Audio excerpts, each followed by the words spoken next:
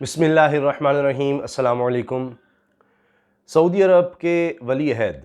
محمد بن سلمان، ان کے لیے بڑے عرصے بعد خوشخبری آئی ہے، اور یہ خوشخبری اس لیے ہے کہ ان کی زندگی کے حوالے سے اگر بات کی جائے تو اب تک کا ان کی زندگی کا سب سے بڑا سکینڈل یہی تھا، جمال خشوگی کیس۔ یعنی جمال خشوگی صاحب کا جو کہ ایک بڑے صحافی تھے، ان کا قتل ہوا، اور سعودی عرب کی استنبول میں، ترکی میں جو ایمبیسی تھی وہاں پر ان کا قتل ہوا، اور ایک بہت بڑی کنٹروورسی جنریٹ ہوئی تھی۔ اب ان کے بچوں نے، جمال خشوگی کے بچوں نے قاتلوں کو معاف کر دیا ہے، اور اب خیر اس حوالے سے بہت سی خبریں مختلف گردش کر رہی ہیں، لیکن محمد بن سلمان کے لیے یہ خوشخبری کیوں ہے اتنی بڑی؟ اس وجہ سے کہ یہ سارا الزام مختلف حوالوں سے ان پر لگایا جا رہا تھا، چاہے وہ ترکی کے اخبارات ہوں، میڈیا ہو، یا اقوام متحدہ یا انٹرنیشنل میڈیا، اخبارات، سب لوگ کہہ رہے تھے کہ محمد بن سلمان کی اجازت کے بغیر یا ان کے کہے بغیر ان کے قریب ترین سیکیورٹی آفیسرز یہ کام کیسے کر سکتے ہیں کہ وہاں پر ایمبیسی کے اندر ان کی پہنچ ہونا، پھر وہاں پر ان کا اس طرح سے قتل ہونا، جو بڑی افسوسناک اور اندھوناک واردات تھی، تو محمد بن سلمان کے کہے بغیر کیسے ہو سکتی ہے؟ حتیٰ کہ اقوام متحدہ نے بھی اس کی تحقیقات کی تھی، اور ان کا جو کمیشن تھا اقوام متحدہ کا، اس نے بھی یہاں تک کہہ دیا تھا کہ جی محمد بن سلمان سے بھی پوچھ گچھ ہونی چاہیے، اور ان کو بھی تفتیش میں شامل کیا جائے، اور ان پر بھی یہ ذمہ داری آتی ہے۔ لہٰذا ان کی زندگی کا یہ سب سے بڑا سکینڈل بن گیا تھا، انٹرنیشنلی اس پر بڑا پریشر آیا، اور جمال خشوگی کو لے کر صحافتی تنظیمیں ہوں، تمام بڑے بڑے اخبارات، تمام میڈیا ہاؤسز، سب نے بہت زیادہ اس پر بات کی۔ تو اب جب ان کے بچوں نے معافی کر دیا ہے، تو اب سعودی عرب کے قانون کے تحت تو سزائے موت شاید اب نہیں ہو سکے گی۔ بی بی سی بھی اس بارے میں کہہ رہا ہے۔ اب صلاح خشوگی جو ان کے بیٹے ہیں جمال خشوگی کے، انہوں نے باقاعدہ اپنے ٹویٹر پر آ کر اس چیز کا اعلان کیا، اور انہوں نے کہا کہ قرآن مجید کی آیت کا حوالہ دیا، اور اس کا ترجمہ بھی انہوں نے تو عربی میں لکھا، یعنی اس کا ترجمہ اب مختلف جگہوں پر شیئر ہو رہا ہے۔ تو یعنی اس کا مفہوم میں عرض کر دوں کہ یعنی اگر کوئی ظلم کرتا ہے تو اس کا بدلہ اتنا ہی لیا جا سکتا ہے، یعنی اگر کوئی شخص ناحق قتل کرتا ہے تو اس کو قتل کیا جائے گا، لیکن اگر معاف کر دیا جائے تو یہ بہتر ہے۔ تو لہٰذا انہوں نے یہ کہا کہ جی چونکہ اللہ تعالیٰ ہمیں یہ اللہ تعالیٰ کی طرف سے ہدایت ہے کہ معاف کرنا بہتر ہے، تو لہٰذا رمضان المبارک کا ببرکت مہینہ بھی ہے، تو ہم اپنے والد کے قاتلوں کو معاف کرتے ہیں۔ اب معاملہ اتنا سیدھا نہیں ہے، اس کی وجہ یہ ہے کہ بہت سی باتیں کہی جا رہی ہیں۔ کچھ میڈیا کی طرف سے یہ بھی کہا جا رہا ہے، اخبارات میں لکھا گیا کہ جب یہ ٹرائل چل رہا تھا تبھی کوئی مفاہمت کی بھی بات ہو رہی تھی، تصفیے کی بات ہو رہی تھی، حتیٰ کہ یہاں تک کہا گیا ہے کہ لاکھوں ڈالر کے گھر اور لاکھوں ڈالر کے گھر دیے گئے ہیں خرید کر ان کے بچوں کو، جمال خشوگی، اور یہی نہیں بلکہ ماہانہ لاکھوں ڈالر بھی ان کے اکاؤنٹس میں گئے ہیں۔ اب یہ میڈیا میں کہا جا رہا ہے، لکھا گیا ہے۔ اب اس حوالے سے جب یہ ٹرائل چل رہا تھا، اور سعودی عرب میں ہی چلا، اور سعودی عرب میں ہی پھر سزائے موت بھی ہوئی مجرموں کو، کچھ کو عمر قید، تو یہ بھی کہا گیا کہ جو سب سے زیادہ مرکزی ملزم جس کو کہا جا رہا تھا وہ شاید بیچ میں شامل ہی نہیں تھا۔ یعنی یہ سیکرٹ ایک طرح سے رکھا گیا، اس سارے ٹرائل کو میڈیا میں اس کو نہیں آنے دیا گیا۔ اچھا، سعودی عرب کی سرکار سے بھی، سرکاری اداروں سے جب اس بارے میں پوچھا جاتا ہے تو آپ کو پتہ ہے کہ وہاں پر بڑا ایک خاص ماحول ہے، اور چیزیں بڑی آسانی سے باہر نہیں آتی۔ تو بہرحال جو بھی بات سامنے آ رہی ہے وہ صلاح کی طرف سے آ رہی ہے، صلاح خشوگی کی طرف سے، یعنی جمال خشوگی مرحوم کے بیٹے کی طرف سے۔ اب یہ بات بھی خاص ہے کہ جو ہی یہ قتل ہوا تھا، یہ اندھوناک واقعہ ہوا، تو اس کے فوری بعد صلاح خشوگی نے، یہ جمال خشوگی کے بیٹے نے، محمد بن سلمان سے ملاقات کی، اور وہ تصویر بھی بڑی وائرل ہوئی،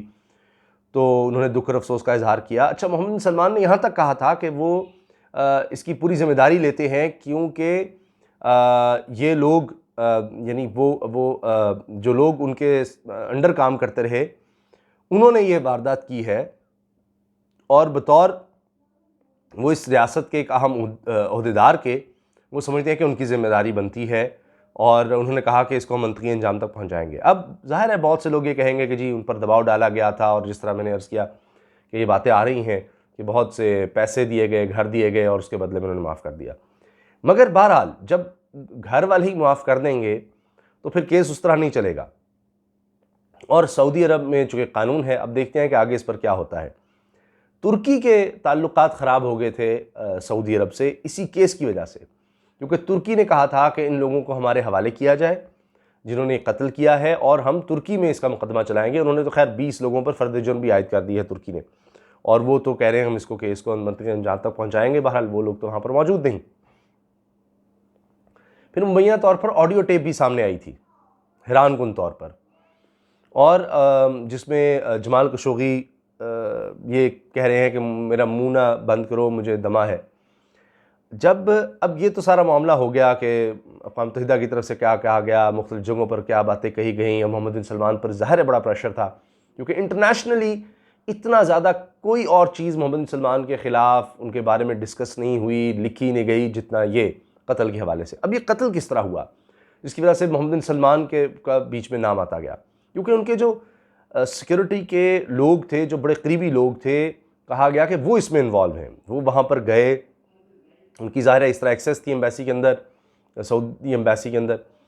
اور وہاں پر موجود تھے، اور جمال خشوگی وہاں پر گئے تھے اپنے کو ڈاکومنٹس لینے، چونکہ وہ سعودی شہری تھے، اور 2017 میں وہ تھریٹس کی وجہ سے پھر امریکہ چلے گئے تھے، اور 2018 میں یہ ان کا 2 اکتوبر 2018 کو ان کا یہ قتل ہوتا ہے، جب وہ اپنی منگیتر کے ساتھ جاتے ہیں ایمبیسی۔ منگیتر باہر گاڑی میں ویٹ کر رہی تھیں، اور وہ اندر ایمبیسی میں گئے کیونکہ وہ ان سے شادی کرنا چاہتے تھے، اپنی دوسری شادی، تو اس کے لیے ڈاکومنٹس ان کو کچھ چاہیے تھے۔ وہاں پر مبینہ طور پر ان کا قتل کر دیا گیا، نہ صرف قتل کیا گیا بلکہ ان کو قتل کرنے کے بعد ان کی لاش کے ٹکڑے کر کے وہ یعنی تیزاب میں ڈال کر گلا دیے گئے، کوئی یعنی ان کا خیال تھا ثبوت نہیں چھوڑنا۔ اب یہ ساری چیز جو ہے کسی طرح سے ترکی انٹیلیجنس کے پاس آ گئی، اور وہ ان کے پاس وہ فون بھی ٹیپ ہو رہے تھے، یا ان کے آڈیو ان کے پاس آ گئی، سارا کچھ، اور بہت سی چیزیں کچھ اشارتاً سامنے لائی گئیں، چھپوائی گئیں، کچھ دبا لی گئیں۔ تو بہرحال تو پہلے تو سعودی عرب کی طرف سے کہا گیا کہ جی نہیں، وہاں سے تو وہ نکل گئے تھے جمال خشوگی۔ پھر ترکی کی طرف سے ایسی ویڈیوز دکھائی گئیں کہ ان سے ملتا جلتا، یعنی ایک شخص جمال خشوگی کے حلیہ اس نے اپنایا، اور وہ جاتا ہے وہاں سے نکلتا ہے تاکہ دکھایا جا سکے جمال خشوگی یہاں سے گئے تھے، لیکن پھر وہ بعد میں دکھاتے ہیں کسی ترکی کسی عوامی جگہ پر جا کر وہ جب باہر نکلتا ہے تو وہ پھر اپنے واپس جو اصل حلیے میں آ جاتا ہے۔ تو یہ دھول جھونکنے کی کوشش تھی۔ تو پہلے سعودی عرب کی طرف سے کہا گیا کہ جی نہیں، وہ تو نکل گئے تھے یہاں سے، پھر آخر میں مان لیا گیا جی ان کا قتل ہوا ہے، نہ صرف قتل ہوا بلکہ یہ لوگ ملوث تھے، پھر ہم ان کو ٹرائی کریں گے اور ان کے خلاف مقدمہ چلایا جائے گا، اور پھر یہ سب کچھ سعودی عرب میں ہوتا رہا۔ تو اب چونکہ اب یہ معاملہ بہت زیادہ دب جائے گا، گھر والوں نے جب معاف کر دیا، سعودی عرب کہے گا جی ہمارے قانون کے تحت سارا کچھ ہو رہا ہے، مگر باتیں تو ہوتی رہیں گی کہ کیا ان لوگوں کو بچانے کے لیے جنہوں نے قتل کیا تھا یہ سارا کچھ کیا گیا، یعنی معافی خود دی ہے یا دلوائی گئی ہے؟ جس طرح میں نے آپ سے عرض کیا کہ جی بہت زیادہ یہ کہا جا رہا ہے کہ جی بڑے ان کو گھر اور بڑا بینک بیلنس دے دیا گیا اور یہ سب کچھ۔ تو محمد بن سلمان کے حوالے سے چونکہ یہ بھی کہا جائے گا کہ جو میڈیا لکھ رہا ہے وہ ہمیشہ محمد بن سلمان کے خلاف ہی لکھتا ہے، چاہے یہ بعض امریکی میڈیا،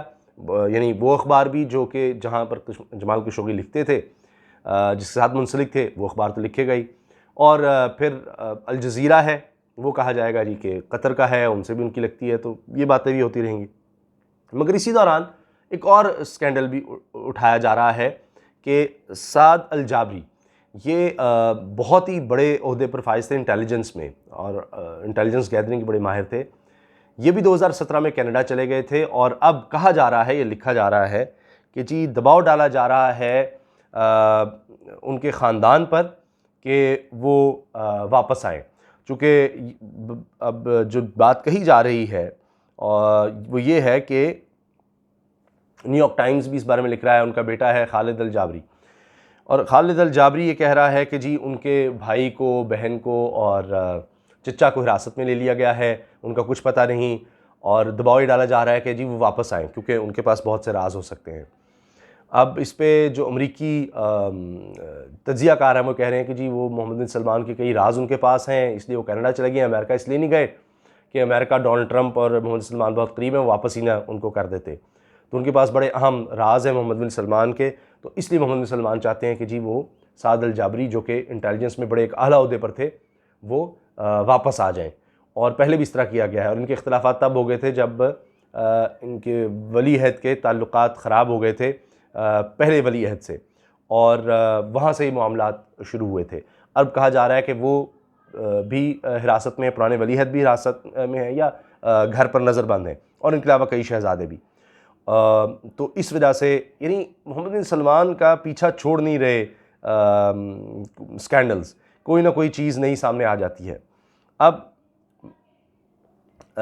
یہ کہا جا رہا ہے کہ محمد بن نائف اور محمد بن سلمان ان کے درمیان سعودی عرب کے ولی عہد بننے کے حوالے سے جو جنگ شروع ہوئی تھی، تب سے 2017 سے وہ ملک سے باہر ہیں، جو انٹیلیجنس کے اعلیٰ افسر ہیں، تو اور کہا جا رہا ہے محمد بن نائف نے کچھ خلاف باتیں کرنی شروع کر دی تھیں محمد بن سلمان کے، حتیٰ کہ جمال خشوگی کے قتل کے حوالے سے بھی اس طرح کی باتیں ہو رہی تھیں۔ تو یہ سعودی عرب کا ایک اپنا ایک انداز ہے چیزوں کو چلانے کا، ہینڈل کرنے کا، اور محمد بن سلمان پر اس طرح کے الزامات یا اس طرح کے سکینڈلز کوئی نئی بات نہیں، ان پر آتے رہتے ہیں، لیکن بہرحال جو اب تک ان کی زندگی کا سب سے بڑا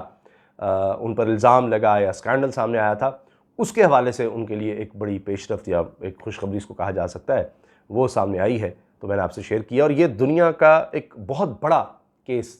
تھا اور ہے اب بھی،